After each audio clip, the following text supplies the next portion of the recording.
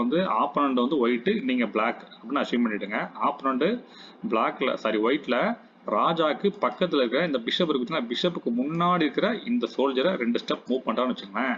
உடனே என்ன பண்ணணும், நீங்க வந்து இந்த ட்ராப் நம்பர் 1 வந்து எக்ஸிக்யூட் பண்ண ட்ரை பண்ணணும். அது என்ன அப்படின்னா, அப்படி வச்ச உடனே நம்ம வாலண்டியர் நம்மளோட சோல்ஜரை கொண்டு போய், அதாவது இந்த ராஜாக்கு முன்னாடி இருக்கிற சோல்ஜரு இதை கொண்டு போய் ஃபர்ஸ்ட் ஸ்டெப் நம்ம மூவ் பண்ணணும். அவரோட ஃபர்ஸ்ட் ஸ்டெப் இதை மூவ் பண்ணிருக்காரு, நம்மளோட ஃபர்ஸ்ட் ஸ்டெப் வைக்கணும்.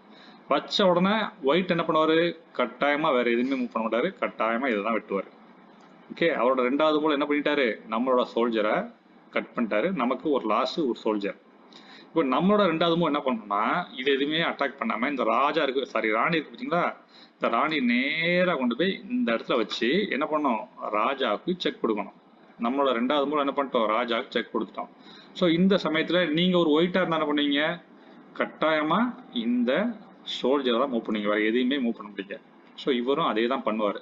ஏன்னா இப்படி பண்ணுறதுனால என்ன, ஒன்று ராஜா செக்லேருந்து காப்பாற்றியாச்சு, ஒருவேளை ராணி வந்து இந்த சோல்ஜர் அட்டாக் பண்ணால் நம்ம என்ன செய்யணும், யானைக்கு முன்னாடி இந்த சோல்ஜர் வச்சு ராணியை வெட்டிடலாம். ஸோ கட்டாயமாக இதுதான் பண்ணுவாங்க.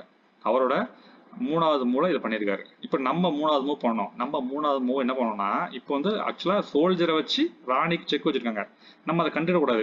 அப்படி கவனிக்காத மாதிரி என்ன பண்ணோம்னா, அதுதான் நீங்கள் உங்கள் டாக்டிக்ஸ் நீங்கள் தான் பண்ணணும். அது கவனிக்காத மாதிரி இந்த பிஷப் இருக்கு பார்த்தீங்களா, அதாவது ராஜாக்கு பக்கத்தில் இருக்க பிஷப் ஒதுக்கி அப்படியே இந்த பிளாக்ல மூவ் பண்ணணும். ஒரு ஸ்டெப் மட்டும் மூவ் பண்ணணும். வச்ச உடனே அடுத்த உடனே என்ன பண்ணுவாங்க, ஆட்டோமேட்டிக்காக கிடைச்சி போச்சு லக்கு அப்படின்னு சொல்லிட்டு என்ன பண்ணுவாங்க, இந்த சோல்ஜரை வச்சு இந்த ராணியை கட் பண்ணுவாங்க. எல்லாரும் இதான் கட்டாயம் பண்ணுவாங்க. ஏன்னா ராணியை கிடைக்கிறது மிகப்பெரிய விஷயம். அதனால ராணி கிடைச்சிட்டதுனால ஈஸியாக பண்ணதுலேயே பண்ணிடுவாங்க. பட் அப்படி பண்ணினாங்கன்னா அதுதான் அவங்க பண்ண மிகப்பெரிய தப்பு.